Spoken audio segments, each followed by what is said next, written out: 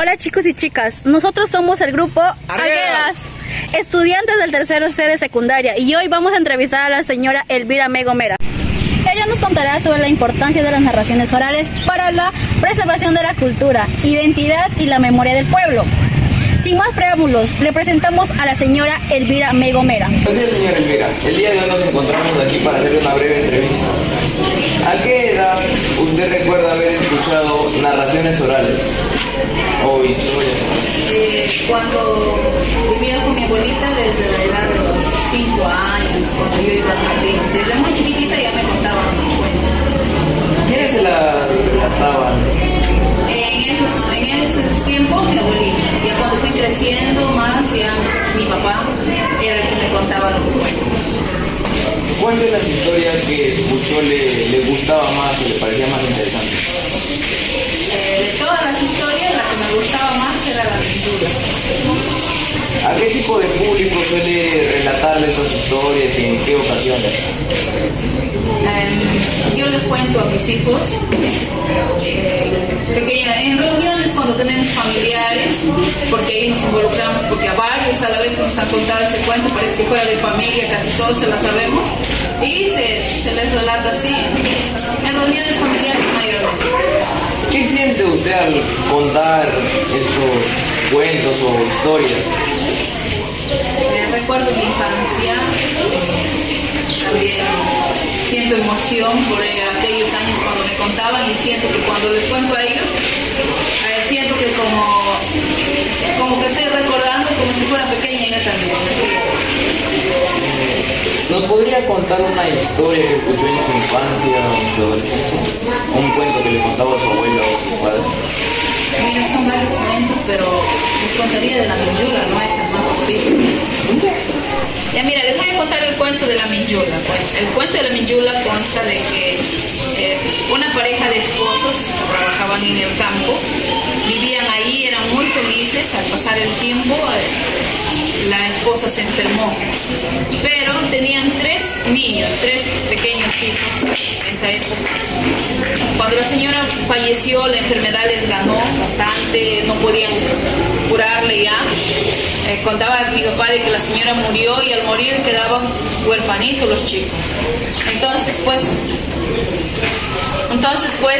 el señor se fue y buscó, dice, una esposa en la ciudad, una ayuda idónea, vamos a decir así, para que lo ayudara, pues, ¿no?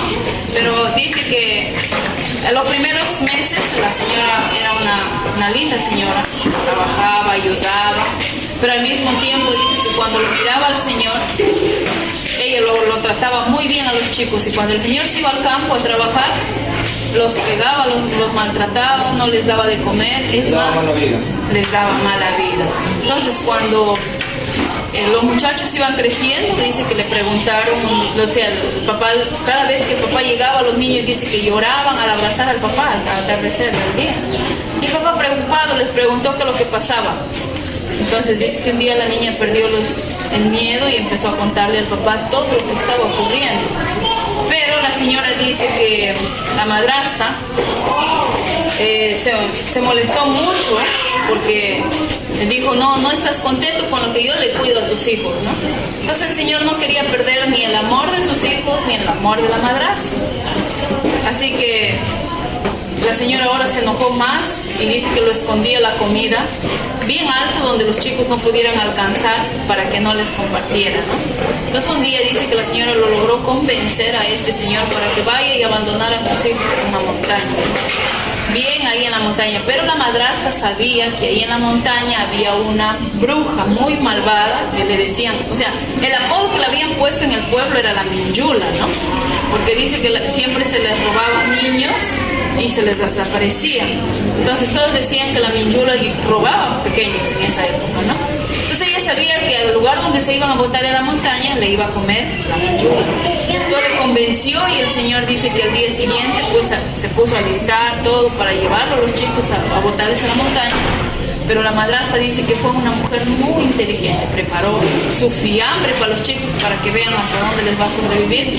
Y la niña había escuchado todo, dice, en la noche, la niña grandecita, todo lo que estaban tramando, ¿no? Entonces dice que al día siguiente, ellos cuando se fueron, él ya no les daba el fiambre a sus hermanitos a que coman, sino que se iba botando, dice, canchas por el camino. El papá les hizo caminar todo, casi un día. Al llegar a la montaña, dice que el papá buscó un árbol bien frondoso donde sus hijos se refugiaran por la lluvia o por la oscuridad, donde ellos puedan quedarse en ese lugar. Dice que el papá los dejó ahí y luego empezó a cortar leña, ¿no? Cerca de ellos. Todos los chicos dicen que se pusieron a jugar, a entretenerse y se olvidaron de que el papá estaba con ellos. Cuando se dieron cuenta, dice que sonaba más lejos el sonido del hacha, el ruido que hacía. Entonces dice que los muchachos se dijeron que el papá estaba por ahí, ¿no? Y empezaban a llamar, a llamar. Tanto así dice que se llegó la noche y ellos ya se quedaron preocupados porque ya no había ruido de hacha por ningún lado de la montaña. Entonces, cuando los muchachos, dice, se preocuparon, quisieron volver, ¿no?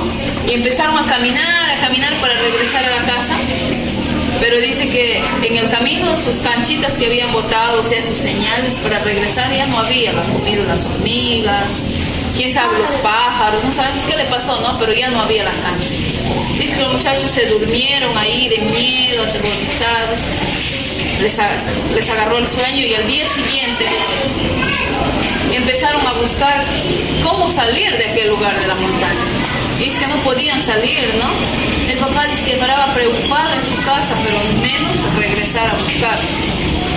Han pasado varios días así, los muchachos ya tenían, dice, hambre, el más pequeñito estaba como que desnutrido, sí, ya no tenía fuerza, lo cargaba a su hermanita.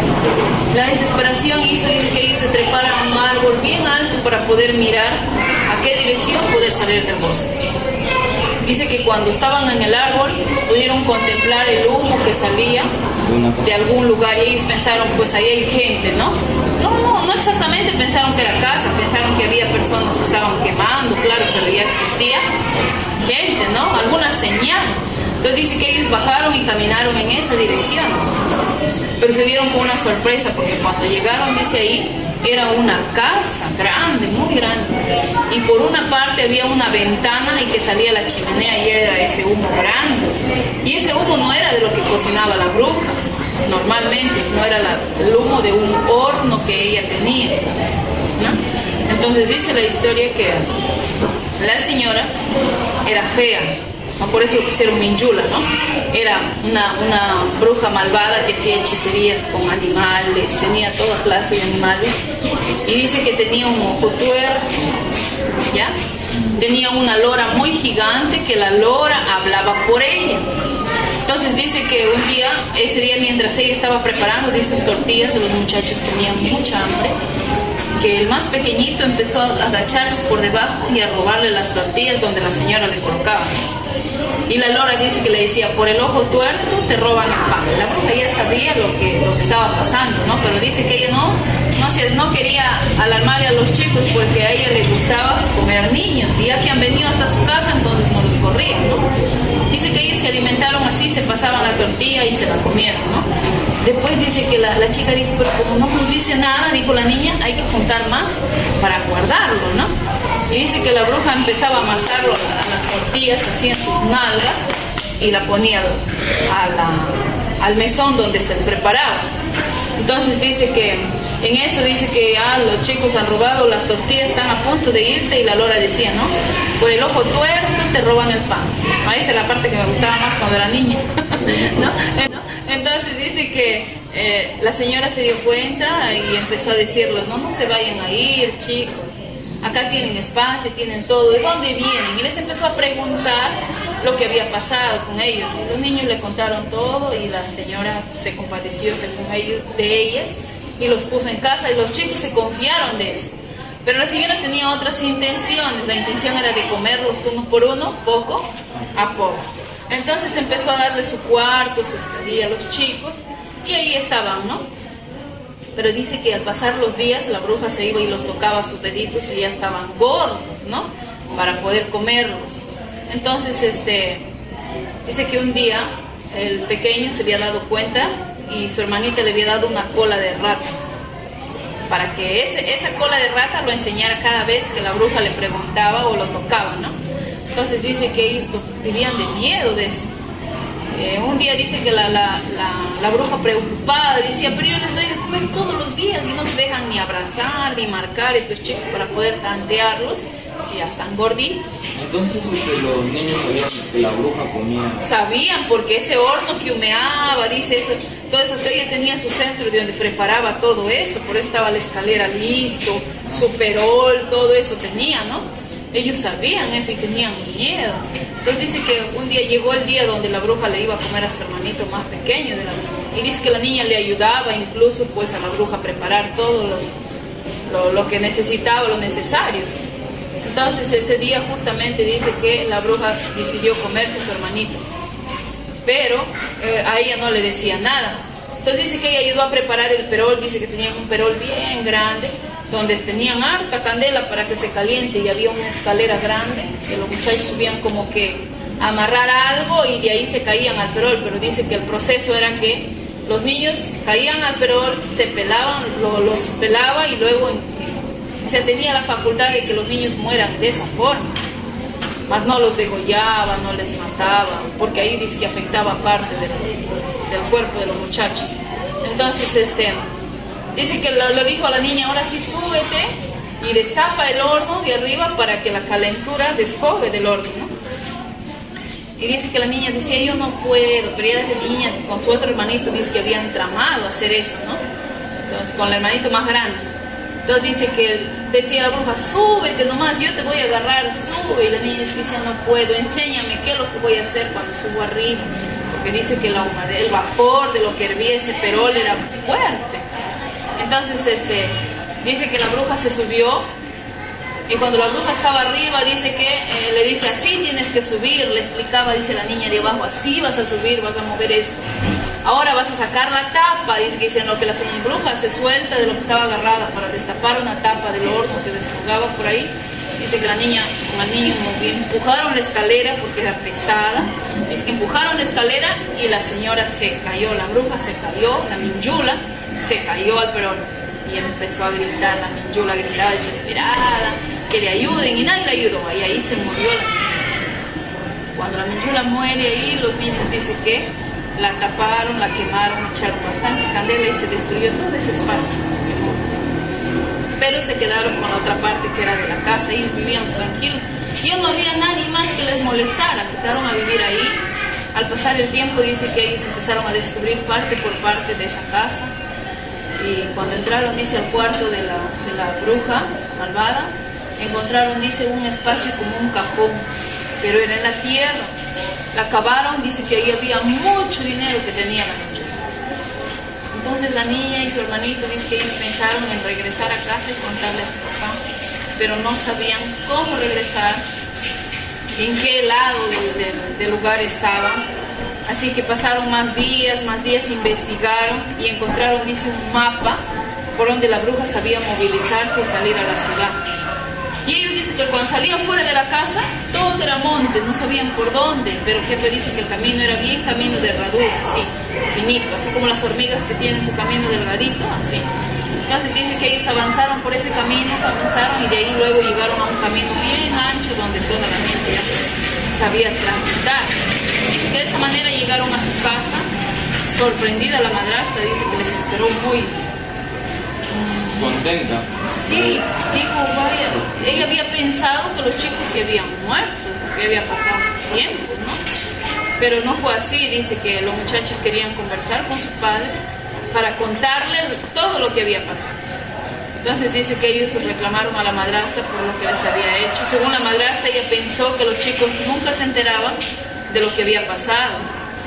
La madrastra decía que ellos se han perdido en el bosque. Y dice que la niña le desenmascaró porque ella había perdido el miedo y le dijo, yo escuché que tú mandaste a mi papá para que nos abandonara en la montaña. Pero es muy mala, queremos conversar con mi papá. Dice que cuando llegó el señor, el esposo, el papá de los chicos, conversó con ellos, no lo creían lo que estaban contando los muchachos. Dice que lo llevaron los chicos a su casa de la bruja malvada.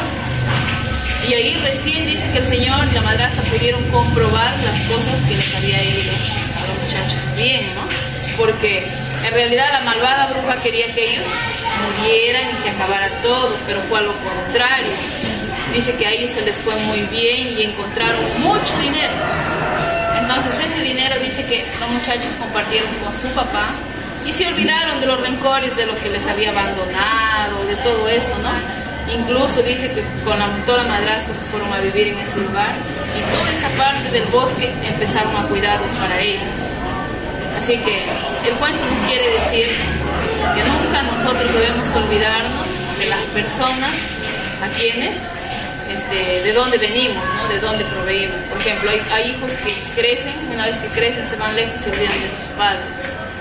Entonces nosotros no debemos ver los errores de los demás para poder ayudar. Eso ha sido todo, nuestra entrevista con la señora Elvira Mego, que nos ha enseñado el valor de las narraciones orales para la preservación de la cultura, identidad y la memoria del pueblo. Le agradecemos por su tiempo, su generosidad y su sabiduría. Gracias por acompañarnos en este video. Nosotros somos el grupo Arguedas y le deseamos un feliz día. Hasta pronto.